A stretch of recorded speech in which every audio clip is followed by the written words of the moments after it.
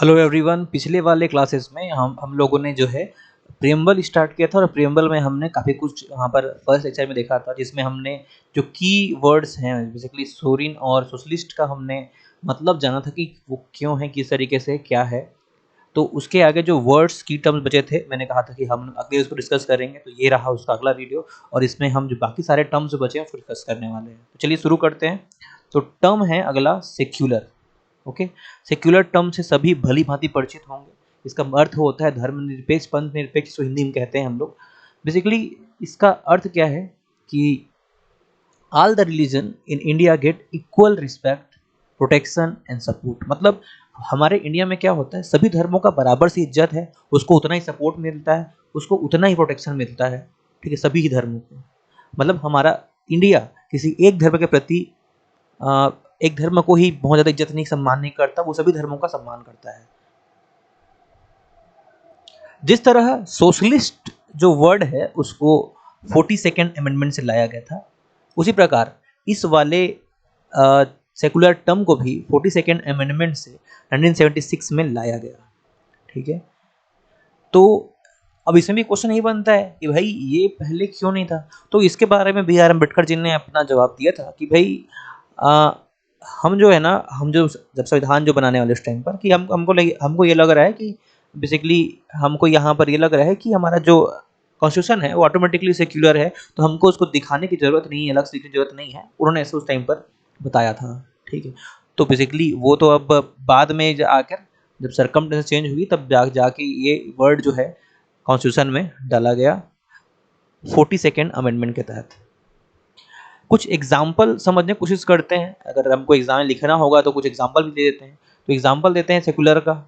Example दे सकते हैं कि हॉलीडेज हमारे इंडिया में हॉलीडेज बहुत मिलते हैं, है ना। होली हो गया, दिवाली हो गया, या फिर बोल सकते हैं कि क्रिसमस हो गया, ईद हो गया।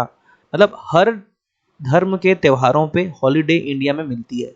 ठीक है, चाहे वो त्यौहार किसी का भी हो, वहाँ पर एक हॉलीडे सबको मिलती है। तो हम ये देख सकते हैं कि सभी धर्मों को क्या आ रहा है, इक्वली यहाँ पर हो रहा है। देख सकते हैं हज यात्रा। ठीक है, हज यात्रा के लिए जो है सब्सिडीज दी जाती है। अमरनाथ यात्रा में बहुत सारी सुविधाएं दी जाती है।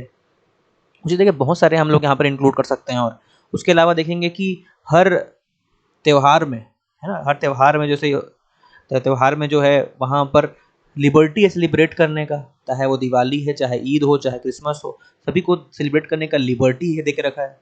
तो ऐसे ऐसे बहुत सारी चीज़ें हैं जो इंडिया के सेक्युलर होने को बताता है। ठीक है, प्रियम्बल में जो अगला इंपॉर्टेंट वर्ड है वो है डेमोक्रेटिक।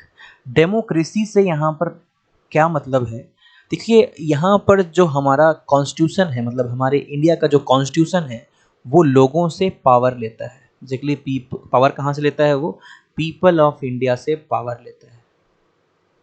ठीक है, हमारा संविधान, हमारे संविधान में बेसिकली क्या मिला है, लोगों को ये पावर मिला है कि वो अपना रिप्रेजेंटेटिव चुन लेते हैं। ठीक है, वो अपना रिप्रेजेंटेटिव चुनते हैं, जो कि चुन करके कहाँ जाते हैं, बेसिकली संसद में जाते हैं या फिर अपना शासन बनाते हैं। ठीक है, तो यहाँ पर ध्यान देने वाली बात ये है कि ये आप जो हम बोल रहे हैं वो है क्या है, पॉलिटिकल डेमोक्रेसी की बात कर रहे हैं कि लोगों के लिए, लोगों द्वारा चुना गया जो है जाता है और उनके लिए काम करता है। ये आपकी पॉलिटिकल डेमोक्रेसी की बात किया है। लेकिन सही अर्थों में, सही मायनों में इंडिया जो डेमोक्रेटिक वर्ड है वो सिर्फ पॉलिटिकल डेमोक्रेसी की बात नहीं करता। ठीक है, वो सिर्फ पॉलिटिकल डेमोक्रेसी की बात नहीं करता, वो सोशल डेमोक्रेसी की भी बात करता है और इकोनॉमिकल डेमोक्रेसी की भी बात करता है। पॉलिटिकल डेमोक्रेसी समझा आप लोगों ने कि लोगों द्वारा लोगों के लिए चुना गया। ठीक है, तो यहाँ पर ये देखिए सोशल में क्या है, सोशल का मतलब ये है कि लोगों के लिए एक ऐसा फ्री मार्केट सिस्टम बना है ताकि हम उनके वेलफेयर का ध्यान रख सकें, उन लोक कल्याणकारी जो काम है वो हम साथ ही साथ कर सकें। ऐसा एक सोशल डेमोक्रेसी यहाँ पर भी बनाया गया है। इकोनॉमिकल डेमोक्रेसी से क्या तात्पर्य है, तो हम देख सकते हैं यहाँ पर कि अगर आप किसी भी काम से जुड़े हैं, अगर आप किसी सपोज कहीं किसी कंपनी में आप प्रोडक्शन के काम से जुड़े हैं, तो क्या है, तो आप उसके लिए प्रोडक्शन के में जुड़ने रहने के लिए या फिर वो काम करने के लिए आप पूरे पूरे हकदार हैं वेजेस पाने का, या फिर उससे कुछ भी डिविडेंड्स पाने का आप पूरा पूरा उसका हकदार हैं। तो इसको हम कहते हैं इकोनॉमिकल डेमोक्रेसी। तो ये बेसिकली दिखता तो हमको एक ही है, पॉलिटिकल डेमोक्रेसी, लेकिन है एक्चुअली 3 डेमोक्रेसी।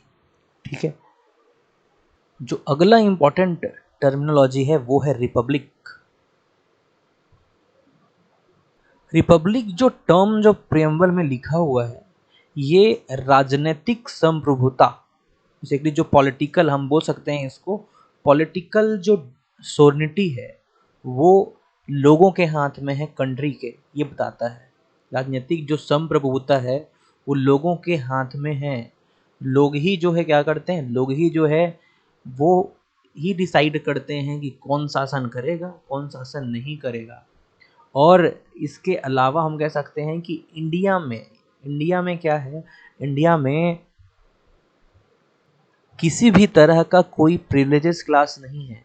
मतलब कि जो पब्लिक ऑफिस है वो सबके लिए ही खुले हुए हैं। जो पब्लिक ऑफिस है सबके लिए खुले हुए हैं, है ना, सबके लिए है वो। वहाँ पर किसी को भी कोई प्रिविलेज नहीं है, चाहे वो प्रेसिडेंट हो चाहे वो कोई भी हो। ठीक है, सभी के लिए है वो। कोई भी प्रेसिडेंट बन सकता है। अभी हाल ही के हम देख सकते हैं कि राष्ट्रपति का चुनाव हुआ और महामहिम जी मुर्मू जी ने जो है भी पद धारण किया, जो कि एक आदिवासी महिला है। ठीक है, तो यहाँ पर कोई भी प्रकार का बिना डिस्क्रिमिनेशन के कोई भी व्यक्ति प्रेसिडेंट के पोस्ट के लिए भी बन सकता है। ठीक है, ये बताता है रिपब्लिक जो शब्द है कि किसी को डिस्क्रिमिनेशन नहीं है, आराम से बन सकता है कोई भी इंसान वहाँ पर। और ना ही ये वंशज है। कई देशों में जैसे वंशज एक प्रणाली चली जाती है जो हेरिडिटरी होती है, वैसे हमारे इंडिया में बिल्कुल भी नहीं है। ये पूरी तरह से स्वतंत्र है इस चीज़ से। तो ये हमारा रिपब्लिक वर्ड यहाँ बताता है। अगला जो टर्म है वो है जस्टिस। तो जस्टिस जब टर्म की बात करते हैं तो हम 3 जस्टिस की बात करते हैं। एक तो सोशल जस्टिस, एक है इकोनॉमिकल जस्टिस और एक है political justice. Political justice, social justice की बात करें तो संविधान के आर्टिकल नंबर 16 में साफ साफ कहा गया है कि किसी भी व्यक्ति के साथ जो है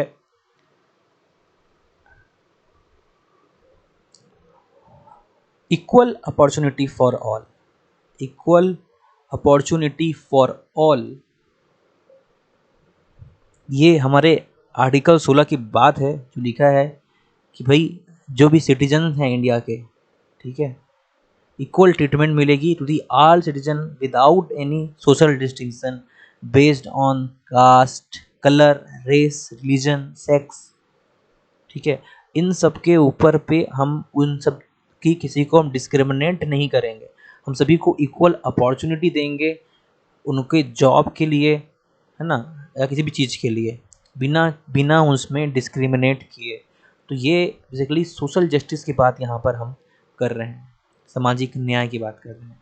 इकोनॉमिकल जस्टिस की बात करें तो यहाँ पर हम बात कर सकते हैं equal pay for equal work की। Equal pay for equal work, equal work. ठीक है, ऑफिस में अगर 2 प्यून हैं, अगर वो सेम रैंक के हैं, ठीक है, 2 प्यून हैं, तो क्या होगा, दोनों को जो सैलरी मिलती है वो, अगर वो काम उनका सेम है तो उनको सैलरी भी सेम मिलती है। ऐसा नहीं है कि ये थोड़ा अमीर आदमी है तो इसको थोड़ा ज़्यादा सैलरी दो, ये गरीब आदमी को कम सैलरी दो, या फिर जस्ट अपोजिट कर दो, ये अमीर है तो उसको कम सैलरी दो, गरीब है तो उसको ज़्यादा सैलरी दो, ऐसा कुछ नहीं है। ठीक है, अगर आप सेम काम कर रहे हैं तो आपको सेम पैसा भी मिलेगा। तो ये भी हमारे यहाँ पर क्या है, इकोनॉमिकल जस्टिस है। पॉलिटिकल जस्टिस की बात करें तो यहाँ पर आपको सब पता है वोटिंग राइट्स, है ना, जो भी 18 के प्लस का क्रॉस कर चुके सबको वोटिंग राइट्स हैं। और अगर चुनाव का कंडीशन, बहुत सारे चुनाव में जैसे होता है कि 18 प्लस वालों का उसमें पार्टिसिपेट कर सकते हैं,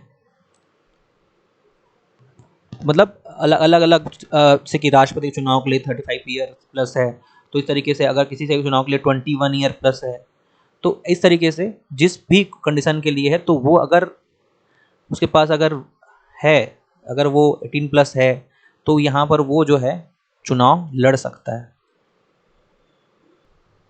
अगला जो इम्पोर्टेंट टर्मिनोलॉजी है वो है लिबर्टी। लिबर्टी किस चीज़ की चाहिए? लिबर्टी स्वतंत्रता है, हमको हमको थॉट की स्वतंत्रता है, कुछ भी सोचने का हमको स्वतंत्रता है।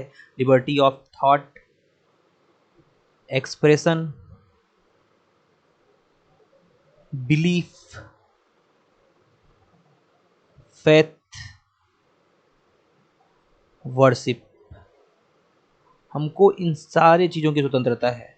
ठीक है, अपने थॉट की स्वतंत्रता है, आपको एक्सप्रेशन स्वतंत्रता है, बिलीफ की, फेथ की, वर्शिप की। ठीक है,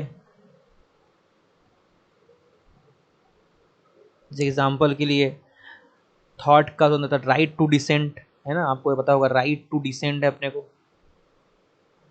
एक्सप्रेशन की अगर बात करें तो इसे एग्जाम्पल कह सकते हो राइट टू प्रोटेस्ट, है ना, टू प्रोटेस्ट करने का राइट है आपको।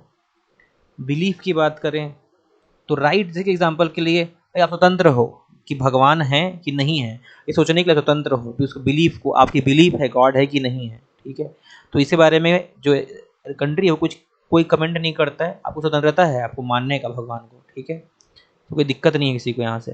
फेथ की बात करें, ठीक है, तो जो इंसान जिस जो चीज़ जो मानना चाहे वो मान सकता है। ठीक है, वन कैन ट्रस्ट एनीथिंग। ठीक है, जहाँ ट्रस्ट करना चाहे। वर्शिप की स्वतंत्रता है, किसी भी को जिसको भी पूजना चाहे पूजा कर सकते हैं, कोई दिक्कत नहीं। ठीक है, किसी को बाध्यता नहीं है कि तुम इसकी पूजा करो, तुम पूजा मत करो, ऐसा कुछ नहीं है। तो इस सब चीज़ों की हमको यहाँ पर लिबर्टी है। अगला जो टर्म है वो है इक्वलिटी। तो ये एक नॉर्मल सा टर्म है, यहाँ पर सबको समझ में ये टर्म आता है, इजी टर्म है। बेसिकली हमारे संविधान में जो है हम देखते हैं आर्टिकल नंबर 14 जो हमारे फंडामेंटल राइट्स में भी इसकी बात की गई, इक्वलिटी की। तो बेसिकली ये तो सबको पता है कि भाई सबको समान रूप से देखा जाता है ना, संविधान में कोई बड़ा छोटा नहीं है, सबके सबसे इक्वल है। यही बेसिकली यहाँ पर ये इक्वलिटी टर्म बताता है। इसके एग्जाम्पल आप इनकॉर्पोरेट करिए और कमेंट बॉक्स में कमेंट कीजिए कि कहाँ कहाँ पर इक्वलिटी हम देख सकते हैं। 2-3 पॉइंट आप इसके एग्जाम्पल आप कमेंट बॉक्स में कमेंट करिए। लास्ट जो वर्ड है वो है फ्रेटर्निटी। बेसिकली फ्रेटर्निटी जो वर्ड है वो अगर देखें तो ब्रदरहुड या फिर बोल सकते हैं भाईचारा को की फीलिंग को बताता है। ठीक है, ये कहता है कि भाई हमें आपस में मिलजुल कर रहना चाहिए, इंटीग्रिटी रखनी चाहिए, इंटीग्रिटी बनानी चाहिए। ठीक है, ये हमारा एक यहाँ पर प्रेम्बल में एक वर्ड जो दिया है उसी लिए दिया है कि हमें इंटीग्रिटी मेंटेन करना चाहिए, यूनिटी मेंटेन करना चाहिए। ठीक है,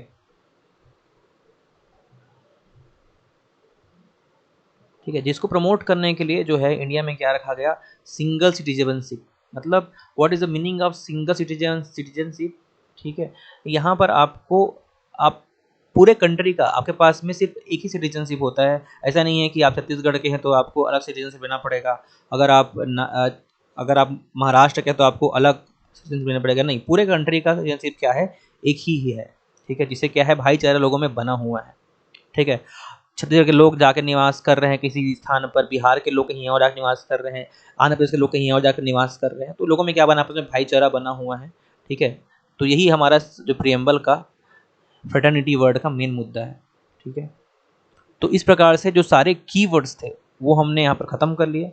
अब अगले क्लासेस में अगले जो अभी हमने प्रियम्बल को ख़त्म नहीं किया है, प्रियम्बल का मेन पार्ट हमने ख़त्म कर लिया। अब हम अगले क्लास में जो समझेंगे कि जो हमारा जो प्रियम्बल है, जो हमारा संविधान है, वो किस जो हमारा प्रेम्बल है, जो प्रस्तावना जो हमारा है, वो किस तरीके से इंटरप्रेट करता है कॉन्स्टिट्यूशन को, या बोल सकते हैं कैसे किस प्रकार से उसको इंटरप्रेट कर रहा है वो। और हम देखेंगे कि पर्पस क्या है, यूज़ क्या है, ठीक है, या फिर इम्पोर्टेंस क्या है प्रियम्बल का कॉन्स्टिट्यूशन में। तो एक कुछ हम देखने वाले हैं अगले वीडियो में। Thank you very much for watching.